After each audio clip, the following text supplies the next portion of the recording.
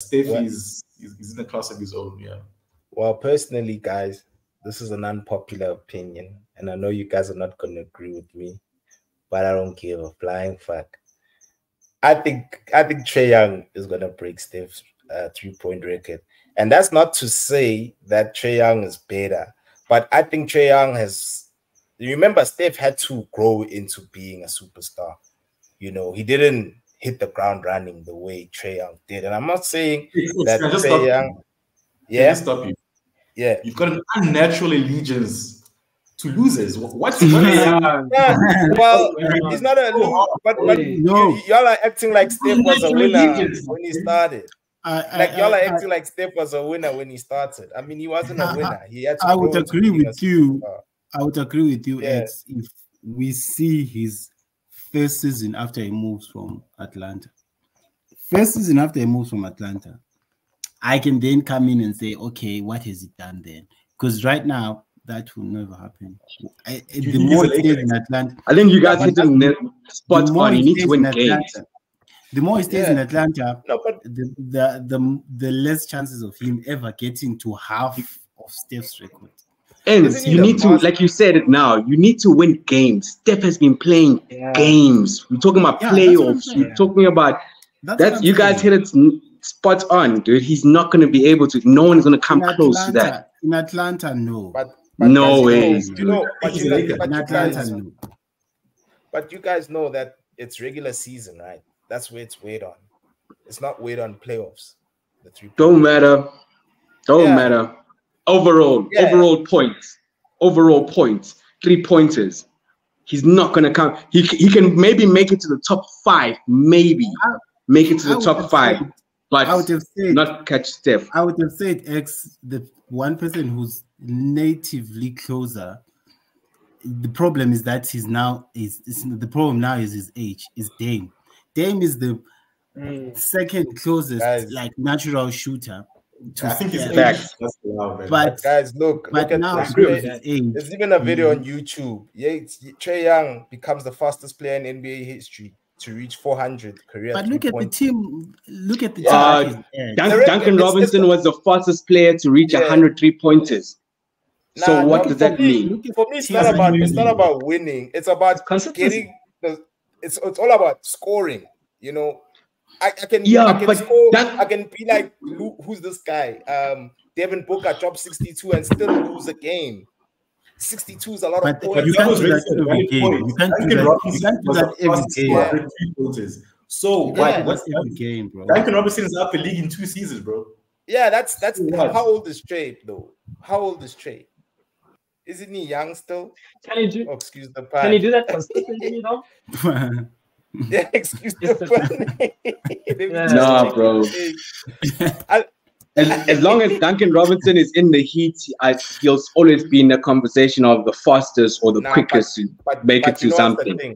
But you know what the thing is? Isn't Trae Young usually the primary ball handler for his team? Yeah, he has to pass it. Yeah, he's a point guard. Yeah, he's a point guard. Yeah, he has to pass it. But like, of course, with him playing so much ISO and the volumes of threes that he shoots, I mean, there's a guy named Jimmy High Roller. I'm gonna share Jimmy High Roller's video with you guys. I just can't, of course, share it now about the 3-point record. And he speaks on Trae Young. He even creates a 4-point line in that video and says, which player has the most 4-point? Have you seen that video? He has the most 4-pointers made in the NBA history. Yeah. As long as in Atlanta, he's never has the largest range. When it comes to people. Yeah, I can agree on that. Perimeter shooter, whereas Trae Young can shoot from like 35 out. Yeah. But the thing is that with me, and I'm not saying that Trae Young is better than Steph. Don't get me wrong. He is nowhere near the levels of Steph. I doubt that he'll even reach Steph's legacy, right? This is just purely a record. It's like Reggie Miller. Reggie Miller didn't win jack shit. You know what I mean? He didn't. But he had the record for the longest time until Ray came and took it. I'm viewing it from a volume standpoint. You are shooting in a center area, bro.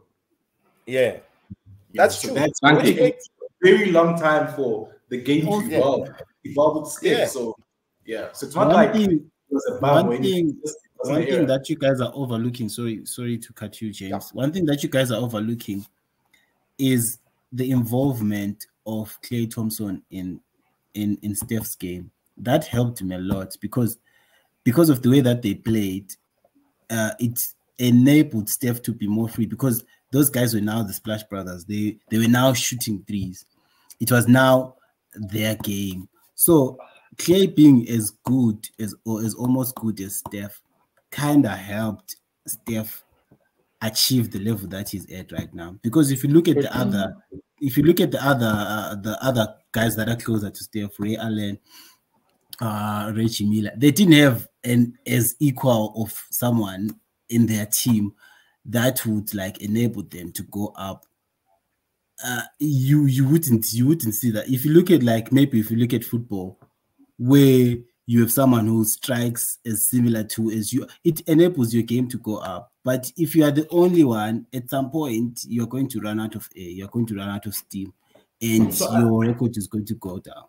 I think to add on to that, it's because Steph opens up the court so much, and you also have Klay open up the court so much. Now you have these splash bros, and you can't clog the paint, because all they'll do is shoot. So when you have two guys who can just shoot, then it's like an open court.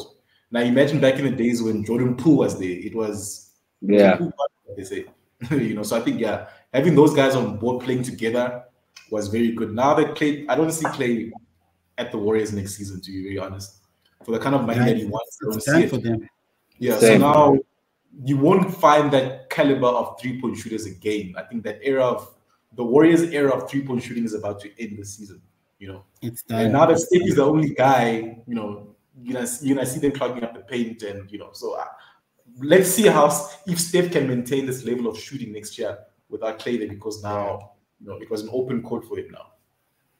Yeah. Now I think it's going to go back to more of like a native point guard role, where he's slowly going to start facilitating, and they need to look for a proper center.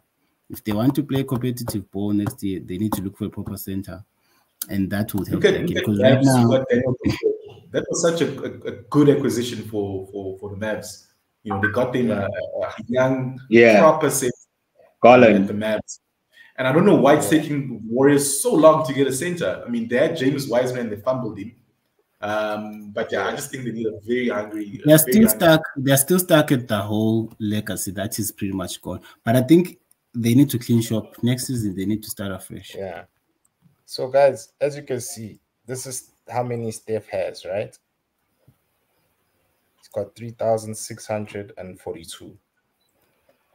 Yeah, because that muse is very repetitive. What again? English is escaping me, but it's a legitimate site, right? So reliable. Reliable. Thank you there, water boy. Njayam. So now I'm also looking at who's this guy? Oh my days, I think I canceled these things here. Damn, sorry. Let's just check here. Trae Young. And Trae Young is only 25 net chance, by the way. Still for me a lighty when it comes to this. This is how many this guy has at the age of 25. And mind you, this guy doesn't rely on his athleticism. Oh, sorry, didn't I share my screen? Oh, my days. My bad. But you don't need to be athletic to shoot, though. Yeah. Sorry? Yeah, you don't. But that's his primary weapon, though. I don't think Steph had this many threes at 25. But that's just my opinion. What you're showing us is not saying anything, really. Oh, it's not saying anything. Consistency is the name of the game for this. Also, this guy is not consistent, in your opinion. He's not in the top 5 in the season for 3 points made. Look at the team, bro. The team also matters. Yeah, if we can just keep this up, then maybe I hear what you're saying, but I don't see him doing that. The team, bro. Well, what's his 3-point percentage? It's 37 his career. Yeah. 37. So are you really trying to argue with the guy who shoots 37%, bro?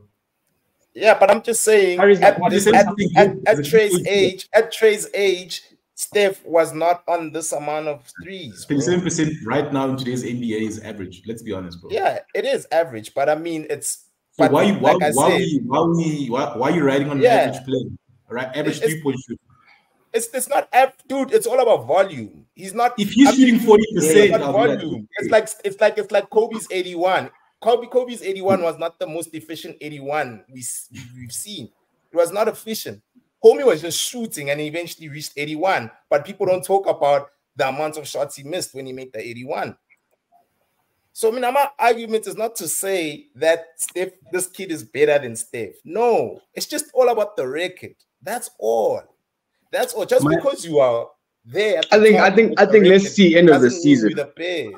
My ex, you are putting an hypothetical milestone for him that he's the most likely to get there. And my argument is the route to success, how he is most likely going to achieve that is going into a team that will win. At Atlanta, that's not going to happen. So my point is the route to success, if he's going to get there, the route to success is longevity that the guys are saying. And but I think he's going being on a team that is going to win. Steph went all the way up there because he was on a team that was winning. And in the last 5 years, they've got the most rings. Why? Because they're a team that's winning. And whatever individual stats are propping up a team, they come from a team that wins. That's my point. Yes. You're not going to stat pad yourself all the way to Steph's record. No way. Nah. We've seen Westbrook stat pad his way. Westbrook did it. I was about to say that. Yeah, and he was losing, So for me, like I said, it's unpopular. I like